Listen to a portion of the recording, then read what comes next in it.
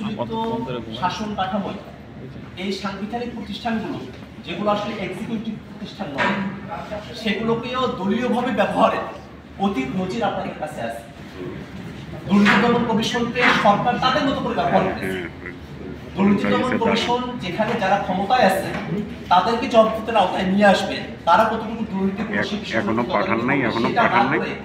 দুর্নীতি দমন কমিশন তারা বিরোধী দলে আছে তাদেরকে বিপদে ফেলার কাজগুলো করবে, এবং সেটা সম্ভবপর হতো কারণ এই দুর্নীতি দমন কমিশনে সেখানে এমন ব্যক্তিদেরকে নিয়োগ দেওয়া হতো প্রধানমন্ত্রীর একচ্ছিদ্র অধিক্ষেত্রের মধ্য দিয়ে, যে তিনি আসলে ওই সরকারি দলের অনুগত থাকতেন।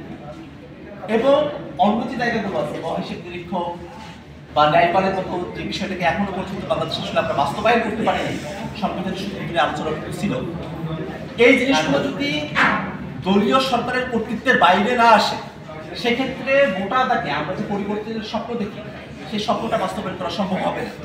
অনেকেই এখনো পুরনো যে ব্যবস্থা সেই ব্যবস্থাতেই দেশ পরিচালনার স্বপ্ন দেখে, সে জায়গা থেকেই তারা অন্যান্য যে প্রতিষ্ঠানগুলো আছে সেখানে যাতে একটা সমন্বিত, একটা কার্যকর, একটা স্বাধীন স্বতন্ত্র নিয়োগ কমিটির মধ্য দিয়ে, সিলেকশন কমিটির মধ্য দিয়ে নিয়োগটা সম্পূর্ণ হবে, সেই আলোচনার মধ্যে তারা অগ্রসর হতে চান না।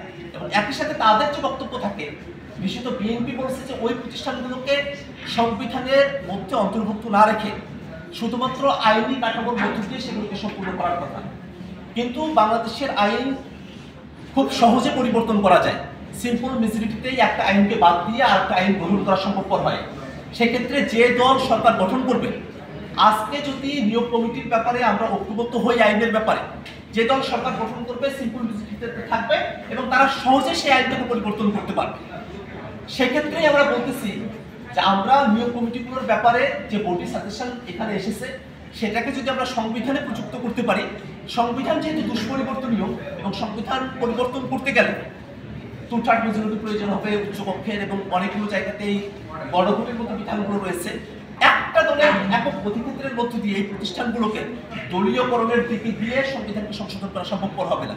সেই কারণে সরকারি কর্ম কমিশন, মহাহিসাব নিরীক্ষক, দুর্নীতি দমন কমিশন, ন্যায়পালের মতো যে বিষয়গুলো আছে, নির্বাচন কমিশনের সাথে সাথে সেগুলোর নিয়োগের বিধানটাকেও যেন সংবিধানে অ্যাড করা হয়, সংবিধানে রাখা হয়, সেই প্রস্তাবটাই আমরা দিয়েছি, যাতে সংস্কারকে আমরা দৃঢ়ভাবে সামনের দিকে ধারণ করতে পারি। সংস্কার যেন ধারণার অবস্থায় যে কোনো সময় সংস্কারকে পরিবর্তন করে ফেলা যায়, যে কোনো সরকারি দলের ইচ্ছায়, এই ঝুঁকিপূর্ণ অবস্থায় আমরা সংস্কারকে রাখার পক্ষপাতী নেই।